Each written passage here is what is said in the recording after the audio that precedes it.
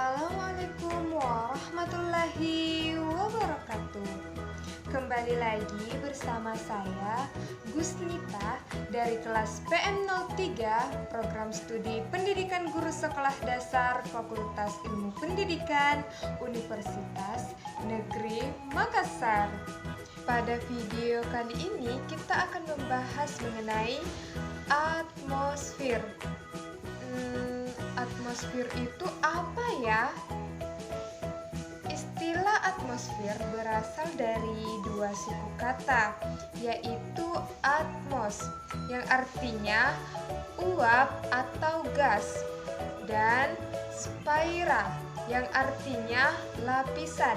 Jadi secara harfiah, atmosfer adalah berbagai macam gas yang menyelimuti bumi.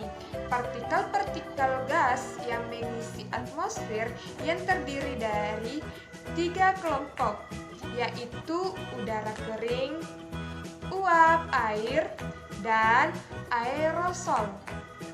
Bumi kita diselubungi dengan lapisan udara yang terdiri dari berbagai unsur gas. Lapisan udara yang menyelubungi bumi disebut atmosfer. Berdasarkan temperatur atau suhunya, atmosfer tersusun dari 5 lapisan dengan suhu yang berbeda-beda, yaitu yang pertama, lapisan troposfer. Lapisan ini berfungsi untuk menunjang kehidupan di bumi dengan adanya iklim dan cuaca. Yang kedua, lapisan stratosfer, yaitu lapisan ini merupakan tempat terbangnya pesawat loh. Yang ketiga, lapisan mesosfer. Lapisan ini berfungsi untuk melindungi bumi dari meteor atau benda asing dari ruang angkasa. Meteor atau benda asing dari ruang angkasa akan terbakar atau terkikis di lapisan mesosfer. Yang keempat, lapisan termosfer. Lapisan ini mengandung partikel ion yang membantu untuk memantulkan gelombang radio.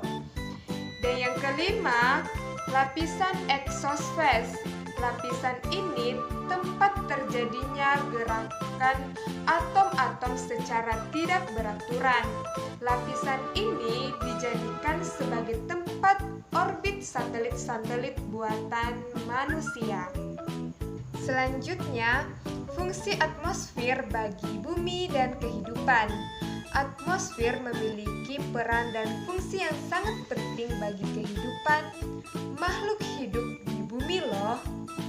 Nah, apa saja fungsi atmosfer ya? Jadi, fungsi atmosfer bagi bumi dan kehidupan yaitu melindungi bumi dari berbagai macam benda luar angkasa yang jatuh akibat gaya gravitasi bumi seperti meteor atau komet. Mengatur proses penerimaan panas dari matahari yang berlebihan dengan cara menyerap serta memantulkan panas yang dipancarkan matahari. Menjaga temperatur bumi dari suhu yang ekstrim. Melindungi bumi dari paparan radiasi sinar ultraviolet dengan lapisan ozon. Fungsi ini sangat penting mengingat sinar ultraviolet sangat berbahaya bagi kehidupan makhluk hidup yang ada di bumi. Memiliki kandungan berbagai macam gas yang diperlukan oleh manusia seperti oksigen dan hidrogen yang diperlukan tumbuhan dan juga hewan untuk keberlangsungan hidupnya. Selanjutnya, mari kita membahas mengenai pengenalan efek rumah kaca. Jadi, mari kita membahas pengertian efek rumah kaca terlebih dahulu. Efek rumah kaca adalah kemampuan atmosfer untuk mempertahankan suhu udara panas yang nyaman dalam perubahan nilai yang kecil. Unsur pembentuk efek rumah kaca ialah gas rumah kaca yang menahan panas keluar dari bumi. Peran utama adanya efek rumah kaca adalah suhu udara dari bumi dapat berada pada nilai yang nyaman bagi makhluk hidup. Tanpa efek rumah kaca, bumi akan memiliki suhu rata-rata yang sangat dingin, serta dapat membahayakan keberlangsungan hidup dan makhluk hidup. Secara umum, efek rumah kaca diartikan sebagai proses naiknya suhu bumi yang disebabkan perubahan komposisi atmosfer, menyebabkan sinar matahari tetap berada di bumi dan tidak dapat dipantulkan secara sempurna keluar dari atmosfer. Nah, selanjutnya penyebab pengaruh efek rumah kaca. Faktor utama yang memicu terjadinya efek rumah kaca adalah meningkatnya konsentrasi karbon dioksida atau CO2 dan gas-gas lain di atmosfer.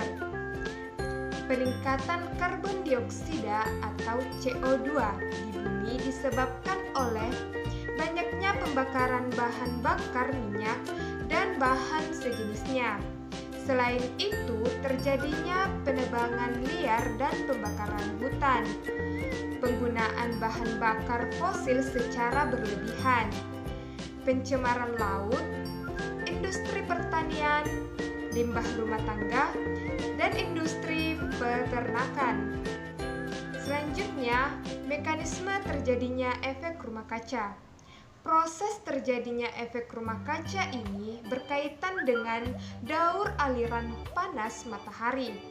Kurang lebih dari 30% radiasi matahari yang mencapai tanah dipantulkan kembali ke angkasa dan diserap oleh uap gas karbon dioksida, nitrogen, oksigen, dan gas-gas lain di atmosfer.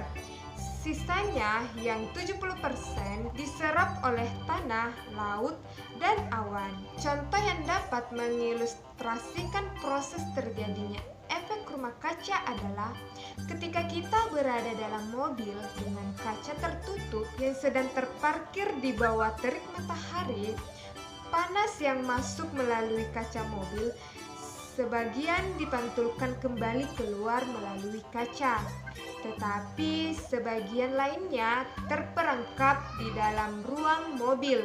Akibatnya suhu di dalam ruang lebih tinggi atau panas daripada di luarnya.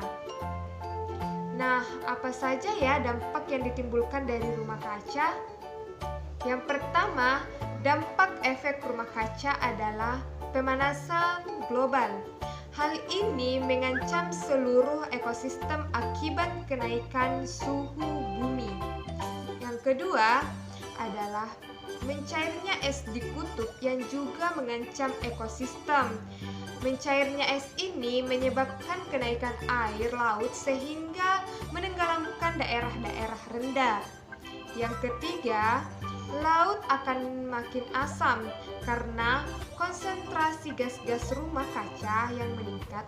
Asamnya air laut akan mematikan terumbu karang dan ekosistem lainnya. Yang keempat, menipisnya lapisan ozon membuat sinar ultraviolet yang berbahaya sampai ke permukaan bumi. Lalu, seperti apa usaha yang dapat dilakukan untuk mengurangi efek rumah kaca? Yang pertama, kita harus hemat energi listrik. Yang kedua, beralih dari pupuk non-organik ke pupuk organik. Yang ketiga, menggunakan bahan bakar ramah lingkungan. Yang keempat, mengolah limbah peternakan. Yang kelima, menggalakkan reboisasi. Dan yang keenam, batasi penggunaan plastik. Nah, itulah pembahasan kita pada video kali ini mengenai atmosfer. Akhir kata, wassalamualaikum warahmatullahi wabarakatuh.